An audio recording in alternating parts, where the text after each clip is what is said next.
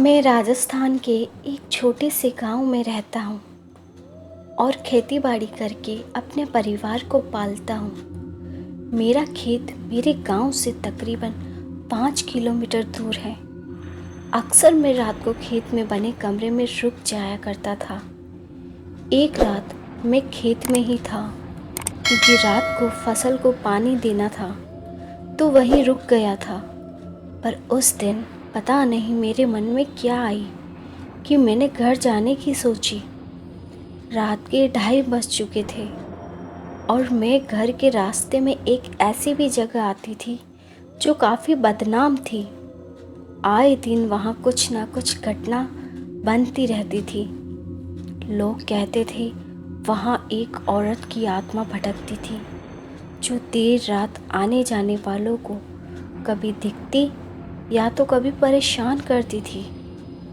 हालांकि आज तक मेरे साथ कभी ऐसा उस जगह अनुभव नहीं हुआ था, सो मैं निश्चिंत था।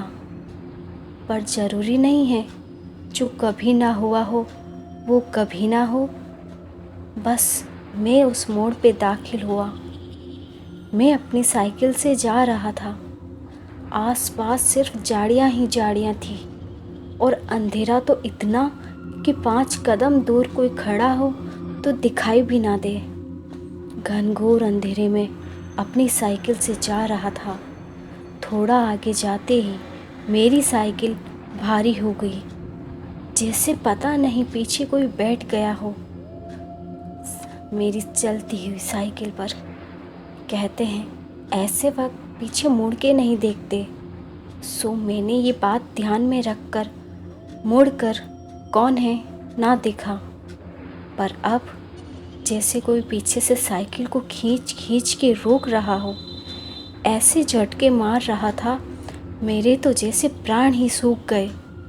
मैं समझ चुका था ये कोई और नहीं, उसी औरत की आत्मा है। पीछे मुड़ के देखने की तो मुझ में हिम्मत ही नहीं थी। पता नहीं कौन सा रूप हो उसका। इसलिए मैं अपनी साइकिल से उतर गया और चलते हुए साइकिल लेकर आगे बढ़ा। पर अब साइकिल फिर भारी हो गई, मानो वो फिर साइकिल की पिछली सीट पर बैठ गई हो। मैंने अब साइकिल छोड़ देना ही मुनासिब समझा और मैं साइकिल वहीं पटक कर तेज चलने लगा।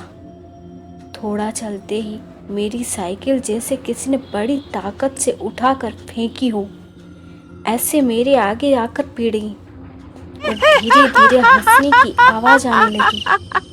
और एकदम से हंसना बंद करके अपनी आवाज़ में बोली, अपनी साइकिल तो लेता जा मंजूलाल। अपना नाम सुनकर मैं डर के साथ अचंभे में पड़ गया और इतना सुनते ही मैं अपना पूरा जोर लगाकर दौड़ने लगा। ऐसा महसूस हो रहा था जैसे मेरे ठीक पीछे वो भी दौड़ रही हो। पर मैंने अब भी पीछे मुड़कर नहीं देखा। पर मैं ज़्यादा देर तक खुद को रोक ना पाया और आगे जाकर मैंने मुड़ के देख ही लिया। अंधेरे की वजह से ठीक से तो ना देख सका, पर अच्छे खासे डील डोल वाली और बिखरे हुए बालों वाली डरावनी चुड़ैल जैसी दिख रही थी। उसकी आंखों की सफ़ेदी दूर से ही दिख रही थी। अब वो धीरे धीरे मेरी तरफ बढ़ रही थी। उसकी चाल बहुत डरावनी थी। इतना देखते ही मैं फिर जोर से दौड़ने लगा। मेरा घर आ ही गया था। मैंने बिना दरवाज़ा खटखटाए बरामदे की दीवार कूद के अंदर घुस गया। जैसे ही अंदर पहुंचा, मैं बाहर से उसकी वह भारी आवाज़ में बोली, आज तो बच गया मंजूलाल, दोबारा मेरे घर के आसपास मत आना वरना जान से हाथ धो बैठेगा। मैं तेजी से ऊपर कमरे में जाकर दुबक के कंबल में घुस गया। मुझे तेज बुखार आ गया और मेरा पूरा शरीर डर से कांप रहा था।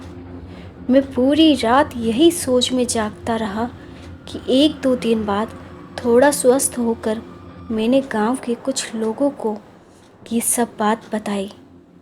तब जानने को मिला कि जहाँ मेरे साथ ये घटना बनी वहाँ काफ़ी सालों पहले 2 घर हुआ करते थे।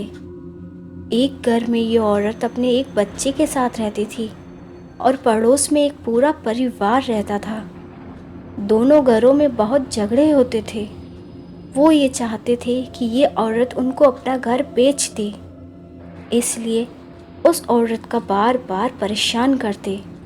काफ़ी बाहुबली लोग थे वो लोग, इसलिए कोई उस औरत की मदद करने में भी डरते थे।